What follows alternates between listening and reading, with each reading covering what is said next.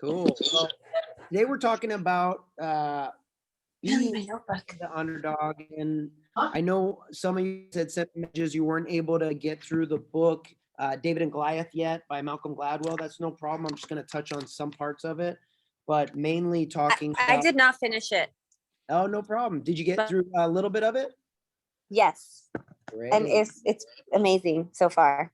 That's so good. That's so good. Well, you definitely want to finish it. I'm going to extend the deadline so that people can try to finish the book. We'll give it another 2 weeks until the next mastermind. But today we're going to talk about some of that subject and talk about figuring out this situation when we feel like the underdog in different types of situation. And we knowing that we all have kind of studied this background of the 5 pillars, we know that we could feel like an underdog in one of the 5 pillars. So self is pretty self-explanatory. You could feel like, you haven't grown up in a situation that's put you forth to be able to accomplish the goals that you want. That could be something in self. There could be something in work and career. And in work career, you could feel like you just never got the break that you needed for getting ahead in your work environment. You could feel like an underdog in that. But in all of these situations, whatever they may be, you've gone through something in your life, or somebody you know has gone through something in their life where they felt like the underdog. Hey, Coach Oswaldo, all the way out from Guatemala. Yes. How are you, Professor? Sorry to be late. No problem at all. So we're talking about the underdog, and when you feel like being the underdog, you're trying to overcome being the underdog. Get to the point where you can.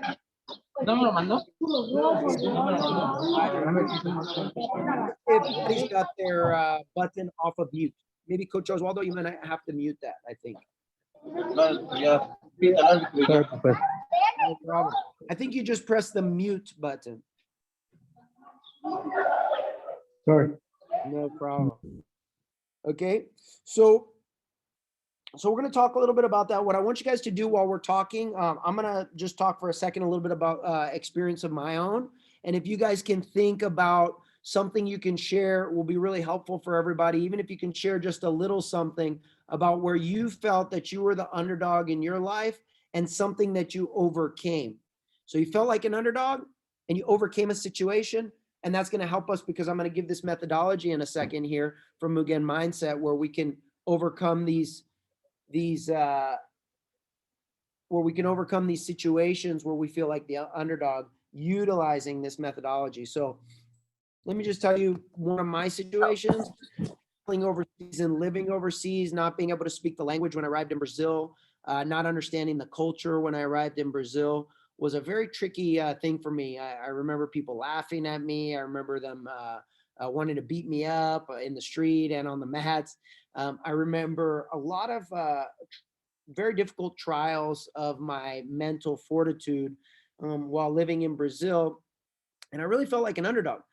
People were laughing at me when I said I wanted to become a professor. They're like, a professor of what? You want to become a professor of English? And I'm like, no, I want to become a black belt professor of jiu-jitsu, open my own academy. And they thought it was, crazy, literally crazy. So I felt like the underdog there. Definitely I overcame it. Definitely, I became a black belt, owned my own school, and accomplished all of those things. But I definitely felt like an underdog in that situation. I know you guys came through stuff like that as well. In the second year, I'm going to kind of go through this methodology, but just so we kind of have a background and we kind of have a feeling. Is there anything that you felt maybe in the, oh, hey, we got 3 new people. So anybody want to share like a situation that you felt maybe that you were the underdog, something that you had to overcome? That would be really helpful, so we can start to get into the methodology on how we would deal with that if we knew how to. Angie. I feel like this book was amazing, because every time I read something, I was like, oh my gosh, like this is true. And one thing that I really liked is like was a quote. So basically I'm doing this with jujitsu. Considering how tiny and small I am, like I've always felt like the underdog, especially going against people that are a lot bigger than me. And really it was me against myself. It was really me judging myself. And once I was able to like let that go, I was able to, you know, use my technique and, you know, just kind of like get over that whole thing and, you know, not be the underdog, you know? And so a really good quote that I saw that like I really caught my eye was the act of facing overwhelming odds produces greatness and beauty. And I just absolutely love that. Was It that from was, the you book or know, from somewhere else? it's from the book. Wow. Wow. You know what's so interesting, Angie? I have a quote here. I didn't get the one that you just said, which is such a great quote. I have a quote here that I thought you were about to say because it sounds so similar from the book. There are things that either build you up or tear you down. Oof. And I felt that when you were talking just now and talking about how small you are because you're training in jujitsu with all these bigger people, and it's just this thing where you walk and you're immediately the underdog, so to speak, and feeling like that. So that makes a lot of sense. Thank you. Thanks for sharing. Yeah, there's so many points in the book, right? So we're gonna go over some of those points as well. Anybody else want to share? I mean, that's such a perfect one that you just said. Being small, having to go against somebody who's bigger physically, that you can feel like an underdog. Anybody else had a situation where you feel like the underdog or not yet? So in my situation, as an immigrant, for me has been challenging because people would always ask, where is this accent from? You know, and I have to face that situation and I have to be with an open mind, not judge the person, but also come up with, you know, like I always say, you know, we all have accents, but this has been a challenging situation for sure for me. And I think for all of us here. Do you have three people there that are not from us? Is that what you're saying? Yes. I can't see. Yes. Oh, great. Yes. Okay. So a lot of accents. Yes, exactly. But we all have them. So That's right. So definitely that sounds so similar. I'm not sure if you were on when I was talking about living in another country, but for myself too, I didn't speak the language. I actually did not understand the culture at all once I arrived too. So it was very challenging, a lot of being made fun of, a lot of, kind of difficult physical confrontations as well. So yeah, so I think it sounds like just from a couple people sharing that we have a lot of And similarities. Professor, mine's a little Yeah. different. Mine's work related. Oh, I can't wait. Everyone. I think for me, Professor, the big one was when I moved from Silicon Valley back to LA to work for a talent agency in Hollywood, and out of 1,000 agents, I think there were 5 Asian agents, and it was the most out of fish out of water situation ever, right? Like everybody's like groomed and pedigreed to work in Hollywood to be an agent, and I'm somebody from a completely cut of life, and it was just one of the most challenging, weird growth situations for me personally. And that's why the book was so impactful for me, because it's a constant reminder of how, M&A, mergers and acquisition lawyers, it was like for Jewish people because nobody else wanted to do that, right? And so like I can relate to situations like that, and I think the book gives me a ton of strength when I'm going through things that are unconventional. So I think it's been such a great read, and a great refresher for me as well. So thank you for bringing and for surfacing that for us. Absolutely. Yeah, we're going to talk about some points there in the book. And I really appreciate you sharing because this is exactly what I was looking for was we have our own points here on the mastermind and we're not even in the book, right? So you coming from Silicon Valley and having to go into this LA situation of being a talent agent and having to deal with that culture that's totally different of the background that you came from is another situation that you had to face being that underdog. So I think by the end of the call, you guys will be really excited about the methodology that we have laid out that I'm going to explain. Before we get to that, really appreciate you guys sharing. I'd like you to think right now, either write down or think in your head of another situation that you or a friend or a family member is in that they feel like the underdog or you feel like the underdog. And it's something that's a little more private that you don't want to share.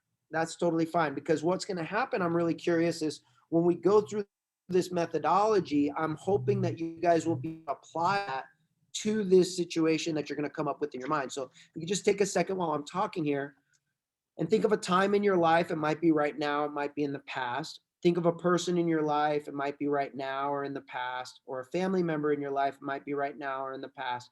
And I want you to give some thought to if this, what is the situation that this person is feeling or that you're feeling or have felt that brought you to feel like an underdog or brought them to feel like an underdog. And then when I present this methodology, I'm hoping that you can kind of plug in that formula and see if it's something that you feel like they can overcome. I've been doing a lot of personal coaching calls this week. A lot of people talking about their family members going through stuff. A lot of people talking about themselves going through stuff where they're coming against this brick wall and feeling like the underdog. So I'm hoping with this methodology, that's going to help a lot. Before we get into that, just kind of give some thought to which is that situation so that we go over it later. Let's just talk about a couple of situations in the book too, because that will help us when we were, hold on a second, got a couple more people on. That will help us with a couple more people, with a couple more situations that we can talk about through the methodology. So we had Martin Luther King. Did anybody get to that spot in the book where they're talking about Martin Luther King and the civil rights movement?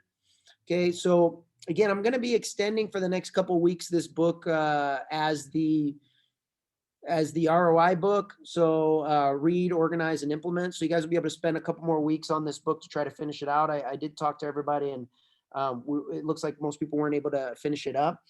Martin Luther King and some of the people working with him had a rough time in the civil rights movement, being an obvious underdog against not just the US government, but the entire white population and pretty much non-African American population. So one of the things that came up that was very interesting when they were talking about in the book, the protests, and how one of the key players with Martin Luther King that was working with him had timed the protest to have all of the protesters show up on a street at the same time as all the black workers were leaving their work. So what would happen was, let's say you only had 50 or 100 protesters. Now all of a sudden you've got 2,000 protesters. So when the newspaper was coming and taking the pictures, or when the cops were coming there and looking at the protesters, they had to report back to their police chief and let them know that there's 2,000 protesters or 1,500 protesters, 2,500 protesters, whatever it is, when in fact, the only amount of protesters that they had was 100, 200 protesters, right? So the timing was very interesting. And this was one of the points of the books where he's talking about being the underdog and overcoming that. So we're going to implement this utilizing the methodology in a second here. Other situations in the book, fascinating, talking about the loss of a parent, right? Talking about 12 out of 40, I think it's 12 out of, the 40 something US presidents that had lost a father or mother at an early age. They talked about, I believe it was over 60% of prime ministers in the UK had lost a parent at an early age. So it was fascinating because they were comparing this with the normal aristocratic society in both the US and the UK, and explaining how is it possible that that percentage is not even close to the normal aristocratic population, whereas becoming a prime minister or president, you're more likely if you've lost a parent. So this was another thing where we look at that situation often, and we right away feel like that puts us in a position of being an underdog. Whereas in the book, he was explaining through different things that this could change your mindset to becoming actually not just a survivor, but a winner in the situation, as opposed to the actual underdog that you felt in the beginning. So how does he explain this? Well, he explains this through what he calls, he kind of equates it to when the Germans were bombing the British in World War II.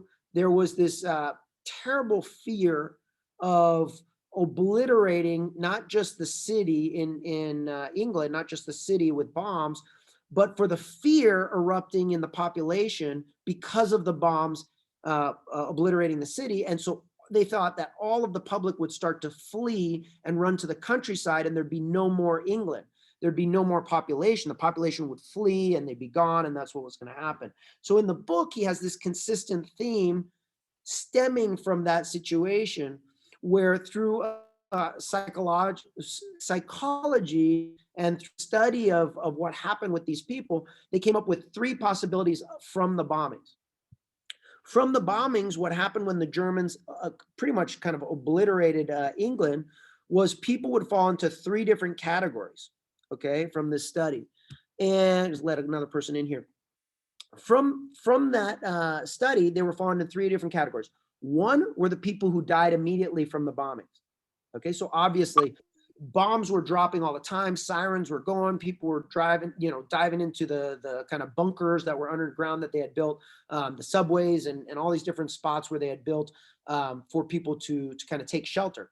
One is people would die, right? And so when people would die from the bombing, they would get bombed in the building over here. You see the bombing, and the people would die in the bombing. They couldn't, have a study on them. They're done, so these people were gone. There weren't somebody who was going to panic, run into the hill and leave England in disarray. They were gone. The second category were the people that got bombed, and they were so close to the bombing that the shrapnel either hit them, they lost somebody right next to them that they saw. There was something so traumatic that they called it a near miss, right? So the bomb, it was so near to them, it barely missed them. That was what they called a near miss. And the near miss was fascinating because this hit their psychology in the fact of being extremely frightened, extremely scarred, and extremely unprepared to kind of deal with the next situations. So these near misses, although they were rare, you were probably passing on from this, being bombed, or you were in this situation where this near miss, this was the second category. Well, the near miss, these people were, frightened, and they were just kind of like not able to function. Okay, so the near miss was close to what the government in Great Britain, what they had thought was going to happen to all the population, was they're going to get so frightened and unable to function that there was nothing going to be able to defend them in the future against the Germans. But there was a third category, and the third category was what fascinated the psychologists studying this situation. The third category was what the book calls, and what the psychology study called, a remote miss. And the remote miss were people that had not gotten bombed. So the building was, 5 buildings down the street. But this is exactly a quote, by the way, the thrill and excitement from not dying from the bomb had brought them to this exhilarating presence of mind. And these people felt almost invincible. So this was fascinating. They did studies on this, and they found that when they interviewed the people who weren't bombed, but they got in this remote miss situation where they weren't even close to it. They didn't see somebody, obliterated and dying. They didn't see the shrapnel or have anything hurt or harmed on them. They felt literally invincible. And this was a big theme of the book, which was fascinating, because you have this underdog, let's call it, right, England in this situation, and Germany is bombing them like crazy. But if you're in the third category, you don't get killed, the first category. You don't get a near miss, the second category. But if you're in the major part of the population, which is the remote misses, the bomb wasn't close to you. You heard it, but you didn't get hurt. you start to feel invincible. And this is something we're going to study in a second here, which is really an interesting topic on how to overcome feeling like an underdog, right? So this is another thing that they talked about when they were talking about the prime ministers and the people of high stature who had lost a parent. These people were in that category of remote misses. So they actually took the situation that was, devastating for them, and they overcame it by almost having a sense of power and invincibility. We also found that in the book when he talked about dyslexia, and dyslexia is a difficult thing that affects a lot of people all over the world, where it makes reading very difficult, makes speech very difficult, it makes thinking very difficult.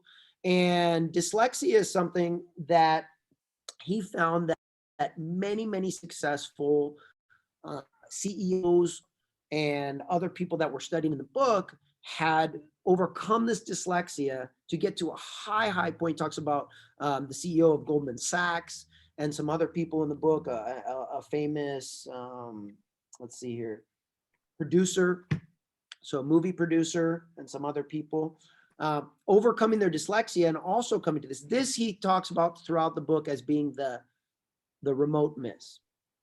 So it's a fascinating topic, this remote miss. So you have the three type of people. One is you didn't make it. Two is it was a near miss. You were so close to it that it was so scarring and so hurtful that you just were paralyzed, right? And then the other category is the remote miss, where whether or not you saw it and it was scarring, you felt a bit of invincibility and ability to move on. So fascinating stuff there from the book. We're going to move on to the Mugen mindset methodology. Anybody have any questions so far about the three categories there? So for Mugen mindset, we can take this to another level. I asked you guys earlier on, I know a couple people just jumped on. I asked you guys earlier on to think about a time for yourself or for somebody in your family or for a close friend that you feel is going through a situation where they feel like the underdog. Okay. And I think what's going to be cool about this is you'll be able to apply that situation, that exact one. If you're able to write it down, that would be great. If not, just keep it in your head. Someone that you know of, that you care about, or yourself is in a situation that they feel like the underdog. And then we're going to apply that to the Mugen method for this, what I call the flu. So I have my handy dandy whiteboard here. We're close to getting enough funds for our new whiteboard. And here we go. All right. So got the flu, feeling like an underdog. Okay. One, this is what we're going to do is identify the weakness. So where you see it says IW, that's identify the weakness. There's going to be three major categories of weakness when you're identifying your flu, meaning when you're feeling like an underdog. Feeling like an underdog, number one, identify the weakness. Is it physical? Is it mental? Underdog. Or is it background? Other animal. Underdog, I don't know. I think that's Coach Felipe there. Here. You might want to mute your mic, Coach Felipe, until you're ready. So this is identify the weakness. You want to identify the weakness. So if you're talking about yourself and it's a weakness that you're feeling, you want to identify it right away. Okay, that's number one. If it's about one of your friends or your family member, your mom, your dad, your aunt, your uncle, you want to identify what is the weakness, what is going on. So let's talk a little bit about that. Physical, okay? Physical is obvious, right? You have a physical weakness. For example, when I was first in martial arts, I was a bigger kid. I was bigger than everybody else. So that wasn't a weakness, okay? But when I grew up, I stayed the same size. That's a joke.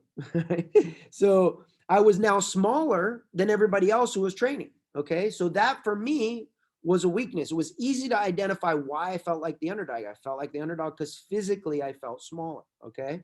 So that was easy to identify. Mental is not so easy to identify. Sometimes you're feeling in the mental capacity that you can't identify it because it hasn't been diagnosed. For myself, recently in the last 12 months or so, since the pandemic, doing a lot of writing, doing an extra amount of reading, I believe that I've come up with the fact that I am dyslexic. So I'm hoping to get that diagnosed soon so I can find out one way or the other. But there's been some interesting issues that I've had with writing, words back and forth, with dates back and forth, times back and forth, and then all other kinds of things that I want to get into right now. But that could be a mental thing, right? So when you feel like you can't focus, you can't get enough reading, you want to read something and you can't focus on it, that could be mental, a mental block. When you feel like you can't get out of bed, okay, because you're going through some sort of depression or some sort of anxiety, that can be mental, right? So that could be one reason you feel like an underdog, okay? So mental. And then the last part of identifying the weakness so far is background, right? So you feel like your background, where you came from, was not affluent, or you feel like your background, Dave was sharing with us, he was coming from Silicon Valley and then he was coming into LA and entertainment and agent scene, right? So when he was becoming an agent, that was difficult because he was coming from Silicon Valley. Where's his background? Right? And he didn't, and and if you share the rest of the background, it's probably even more of an underdog, right? So that's background. So there's three main categories, and it's very important once you want to feel you're getting over this feeling like you're the underdog, it's first important to identify it. That's what I found from the book as well. It's very, very important to identify. When the Martin Luther King group was getting together and figuring out the protesters, first they found out their weakness. Their weakness was they didn't have numbers. They did not have enough numbers to do the protest. Nothing was going to happen, right? But if they had put the numbers out there in front of all the working Black community, at the same time as everybody left their jobs, at the same time as they walked out onto the street, they were mixed in with the protesters. And now instead of 100, 200 protesters, now you had 1,000, 2,000 protesters. So again, first they had to identify what was the weakness, right? So it's either going to be physical, mental, or background. Now, before we move on, I want you guys to think for a second here about what I asked earlier on. And some of you guys hopefully will share a little bit if you can. But right now, I just want you to think about when you were thinking about that person or yourself being the underdog in that situation, was it physical? Was it mental? Or was it the background? Right? Or was it their background?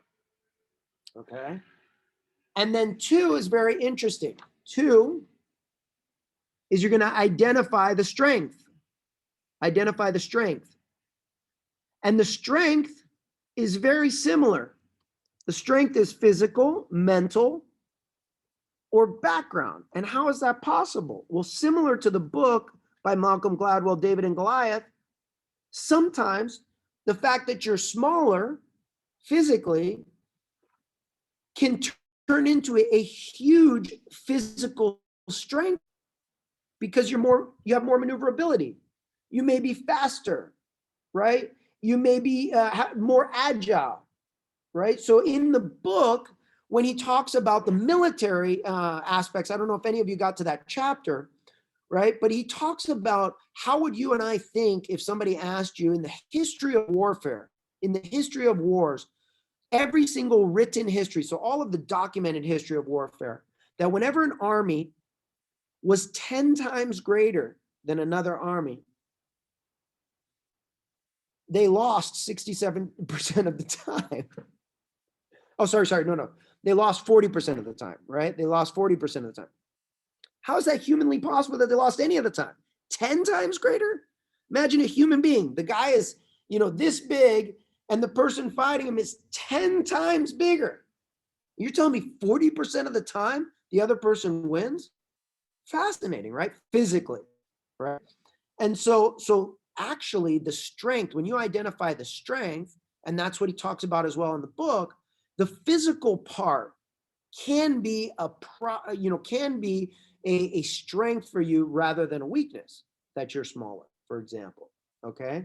Mental is really important too. Mental, for example, when he talks about the warfare, he was talking about instead of them fighting in the traditional way, that whenever they had fought in a guerrilla warfare type of situation or in a non-traditional or unconventional manner of fighting, that they prevailed again the 40% of the time. Now they even put the percentage higher whenever the army had fought against the other one in battle using unconventional warfare. So what's really interesting is when you finally use your mind, you can realize that the strength is in your mind as well. Sometimes you're thinking that your mind is a weakness. A lot of times your mind is a strength. Remember with the dyslexia, they talked about in the book as well.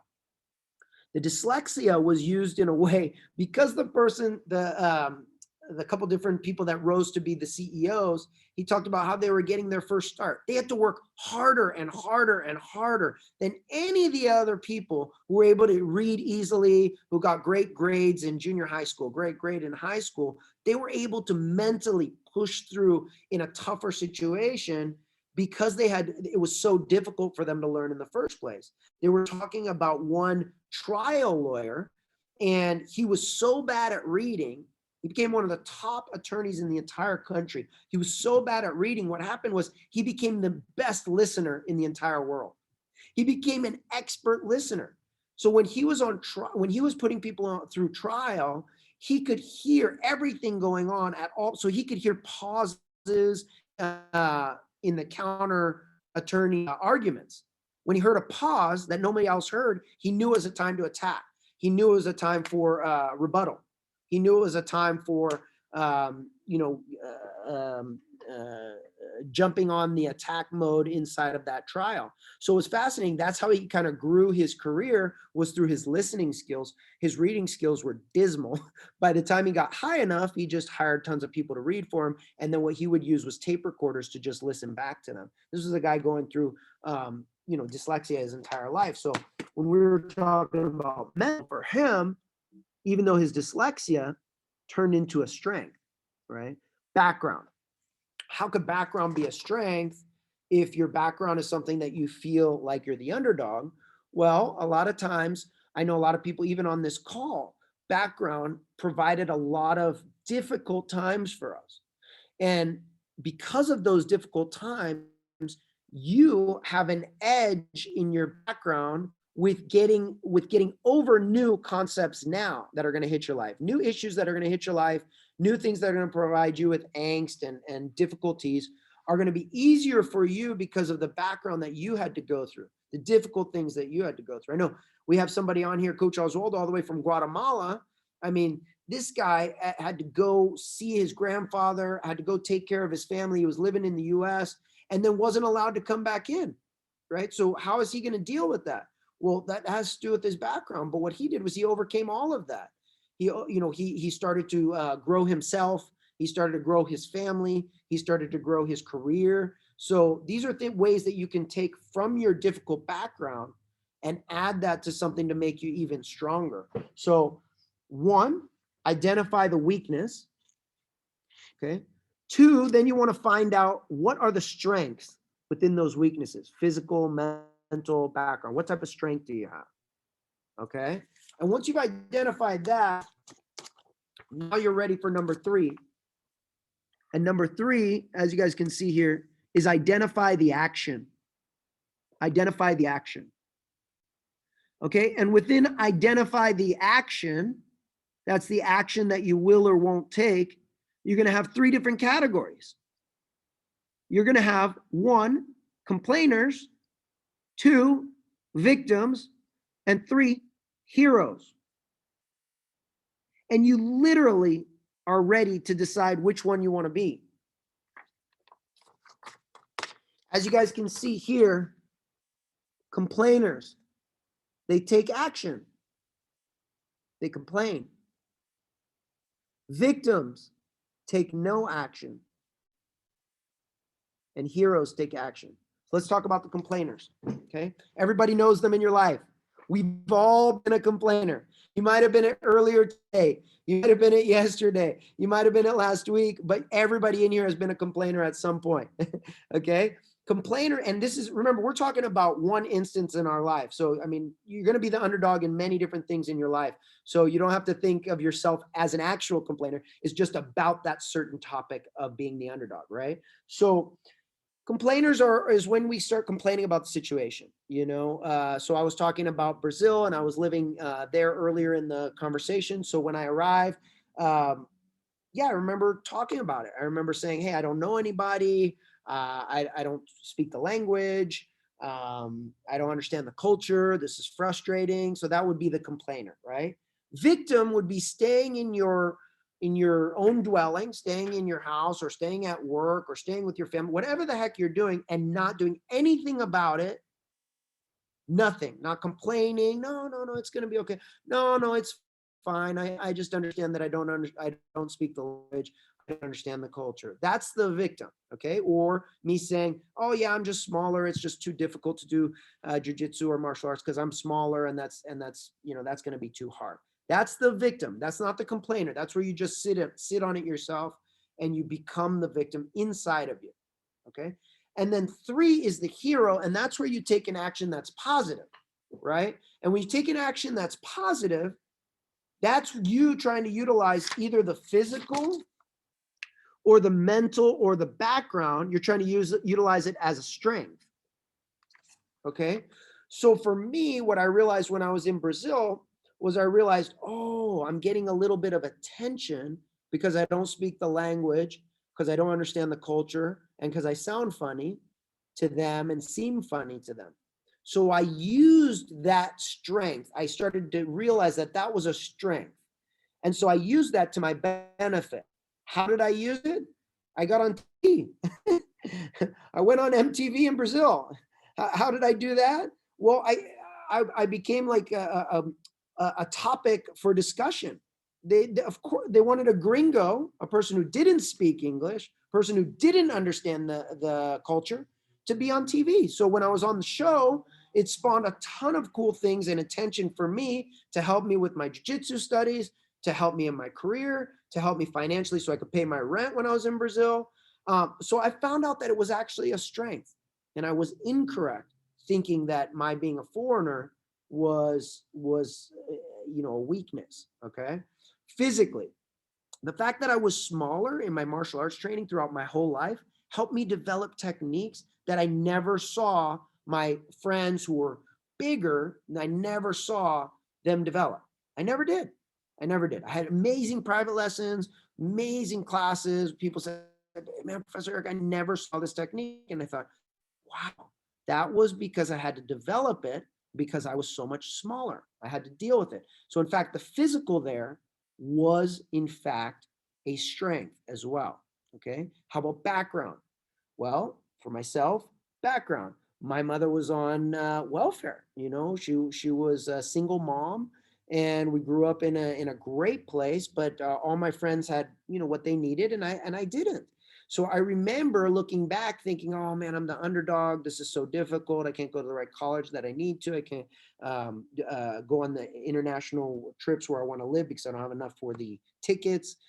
And what I realized later in life was my background helped me a lot as becoming a strength for me, because I took the background and I realized that I felt that I had something to prove to myself, that I was able to accomplish the things that I thought I wasn't able to accomplish. So the background for me became a strength. Now, I haven't told you enough about the plainer and victim size as well, because I've had that with many underdog situations where I become the victim. I sat by myself and decided that this is not possible. That would be the victim. I've also been the complainer, where I said, this is, you know, this person or that person is able to accomplish this because of this or that, and I'm not able to accomplish it because of this or that. That would be the complainer. However, what I'm striving for is to utilize this system in as many situations as I feel like the underdog. And as the more and more that I utilize the system, the more and more I become the hero. And when I say the hero, it's not to kind of toot my own horn. It's to talk about that specific situation of feeling like the underdog. So if you're writing a book, okay, or if you're trying to move up in your career, okay, or if you're trying to run a marathon, That's when you want to utilize this situation, because you may or may not feel the underdog. That's when you want to utilize this method, and you want to arrive at the part where you're the hero. The hero is the person that takes action on the strengths after you've identified the weakness. So any comments on or questions, any comments on your own underdog situation that you had identified? Angie. Okay, so I'm just really proud of this situation.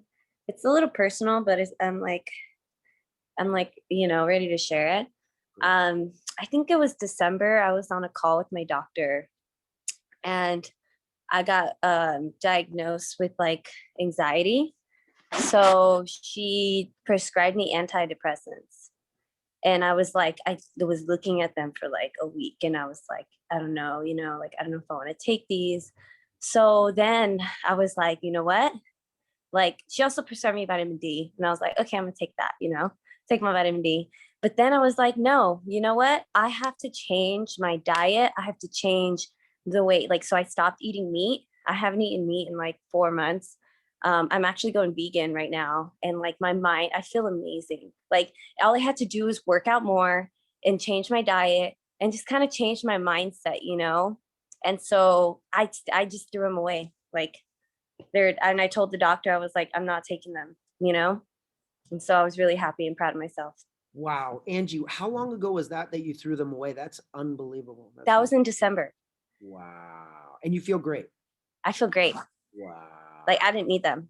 I fixed it myself. Like, I did not need. I obviously, yeah, like, still have those moments, but like, no, like, like your food, like your diet can change so much, That's and just your mindset and intentional healing. There you go. We're getting some thumbs up from a couple people out there. I see. Angie, that's incredible.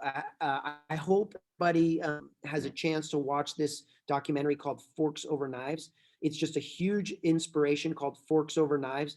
And it goes towards Angie's point. It's something that really inspired me. I've gone vegan several times, and unfortunately I haven't been able to be as strong as Angie in it. But what I love about the movie is it always helps me to understand that when I feel like the underdog in any kind of health situation, that I realize that there are ways to help with that situation. Now, we don't have to be dogmatic about the movie, for example, because they're very interested in talking about veganism and vegetarianism.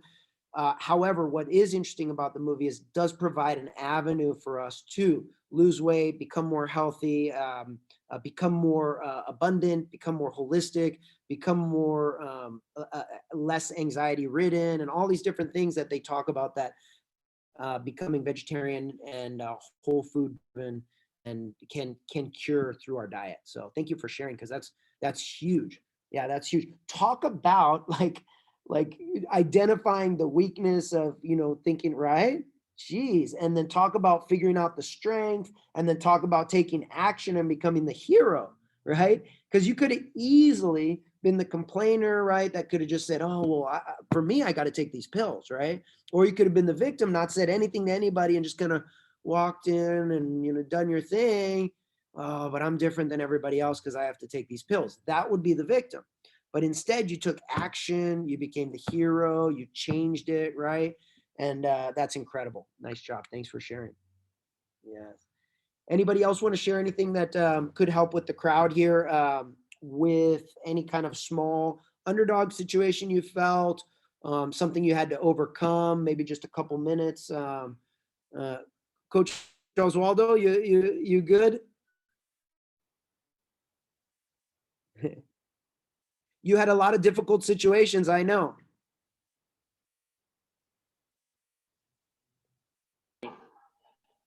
So when I first got on to the United States, it was so hard for me, because I don't know the language, and it was so hard for me to communicate with with people they speak English. So they say something to me, and like was like, okay, just only say okay, you know, but then I started, learning English and understand everything. Then, now I speaking a little bit English. It's Yeah. good for that make me strong, Yes. to keep going up, and I stay there, and so meet good people, like friends, family, like level up family, like you, I meet you, professor. Um, what's is good for me, have a lot of friends on my life, like family, I'm gonna share a little bit of your story. like you said it. I'm gonna share a little more of your Okay. story that's gonna help. Thank you for sharing. Can you press the mute? Thank you, professor. Thank you. So, Coach Oswaldo, such an incredible person. As he said, he couldn't speak English, definitely an underdog. He wasn't as big as the other participants in his jiu-jitsu class that he was going to. He couldn't communicate well because of the English part, and then also it was difficult for him to pay for the jiu-jitsu tuition, right? But here's somebody that he didn't sit around and complain about it. He didn't sit around and become the victim. I remember a lot of bad influences in his life when he was younger here in the US from a lot of different young gang members and kids that wanted him to join in bad things. And I remember having to kind of as an older person in his life, having to, lay down some different kinds of laws for Coach Oswaldo. And what was so interesting about Coach Oswaldo was, it was so interesting is it was so easy to blame and become the underdog in this situation and blame me or blame the US or blame other people around him and become maybe a complainer like we were talking about, or just sit by himself and become a victim. But instead of that, he worked harder. I remember he was working all day, different shifts at different restaurants, coming to his jiu-jitsu class and trying to help out with the kids class so that he could pay for his tuition. I remember when I would yell at him about any, bringing him this kind of not so fun friends around the class. He took the situation as a learning experience. He took his background, he took his mental and physical capacities and used them as strengths. And then he kept pushing forward and pushing forward and pushing forward. And even to this day, when they wouldn't let him back in the US and he's in Guatemala right now, even when they wouldn't let him back into the US, he started a new program for kids. He started helping his family. He started paying for his mom's place. He started getting a new home for his mom. He started, helping to get a beautiful ring for his wife and, make a new family there. So it's pretty interesting when we feel like the underdogs. You can look at somebody like our friend there in Guatemala, and he's taking this system, maybe without knowing it, identifying the weakness, identifying the strength, and then identifying the action and then moving forward, right? Because the action could be, we identify the action, we say, oh man, I'm being a complainer, I'm being a victim. No problem. But you still have time to turn that around. You still have time to turn that around to be the hero. You still can do it. I'll give you an example. I have read David and Goliath probably 4 times in the last, ever since it's come out. I don't know, it was a few years ago, the book. So this was the 4th time that I've read the book. But I had such a wild, interesting week that was going on. I realized by Thursday that I hadn't reread the book in order to prepare all of the comments and know where we're at on the mastermind. So I remember thinking to myself, oh, you don't have time to do the book. That's impossible. And then I remember saying, oh, well, yes, you do. That's the whole point of the method. So you could sit here and complain to yourself or become the victim, or you could sit down and plan out the time to read the book. So I had to put it on audio. I had to do it late night, like at 11 p.m. at night. And then I would have to do it super early at like 5 a.m. or 6 a.m. It depends on the day. And I finished the book by today. I just finished the last 2 hours today. So what was cool about it was it reminded me that it's okay. It's okay to complain. It's okay to feel like the victim, but you still have that option in part 3. You still have that option in part 3 where it's identify the action. So once you identify it and you admit to yourself that you're either complaining or you're the victim, it's easy to switch up to be the hero because then you're ready. Once you identify it, it's a lot easier to move forward. It's a lot easier to move forward. So any questions so far about that, guys?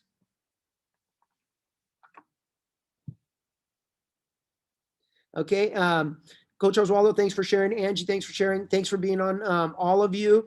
And also, I want to share just a little bit right now about something very, very important, which is there's a lot of people around you that you're going to find out that are going through these different things. Okay. So right now, just so you guys know, I got 4 text messages. Okay. 4 text messages from people that are going through a lot of things. And that's, and the text message is, in different ways from them for about different things. But one of the ways that we can get over these kinds of things is by drawing ourselves together. So if you have somebody that's interested in the mastermind, you have somebody who's interested in personal coaching, or you have somebody that needs anything at all, okay? I want you guys to reach out to them and see if you can give them some good advice. You can sit down with them for a coffee on a Zoom call. You can sit down with them for a coffee on a phone call, okay? And if you feel overwhelmed, or you feel like it's a difficult thing to do, it's no problem. You can send them my information and then I'll get on a call with them. Okay. But there's a lot of people that are going through a lot of different things, and it's already so difficult just to gather everybody up, especially because we have this beautiful weather and we all have other, major things on our plate. But to get together is very, very important. So if you can do that, I'm going to ask you guys in the next 2 weeks before the next mastermind, as a little homework, if you can get together with one person on the phone just to go over their situations that they're feeling like an underdog. You can have your own methodology. You might be thinking of it in a different way. That's no problem. I'd like you guys to talk about that with them. Or if you want to utilize this system, then you can do it. Start by identifying their weakness, right? What's the weakness that they feel is not propelling them to overcome being the underdog? Okay, because this is feeling like the underdog here. They got the flu. And then I want you guys to identify their strength. What is it about their physical or mental or their background that actually is a strength that they didn't know? Right? And then I want you guys to identify the action. Are they complaining? Are they the victim? Are they ready to become the hero? For sure, you're gonna find something in there that's gonna help propel them towards the hero action, which is going to be a much more positive action rather than the complainer or the victim. Okay. So big thumbs up if you feel like you can reach out to one person, even if it's an animal, right? So even if you feel, oh man, I'm a little too shy to talk to him, practice with your puppy. Practice with someone, because when you give that out to somebody, it's going to help you so much in overcoming your next situation. Appreciate you guys being on today. I know we had a lot of people missing today. Like I said, I got 4 texts here and some emails as well. But we'll have a bigger group next class. We're going to extend the book for 2 more weeks. Please. Beautiful book, life-changing book, David and Goliath. If you cannot get through it, put it on your audio in your car, do it while you're in the restroom, do it while you're making your breakfast, but put it on. It's going to be life-changing for you. David and Goliath by Malcolm Gladwell. Let's try to finish that up in 2 weeks here. We're going to have our next mastermind, okay? Thank you guys so much. Our first international mastermind.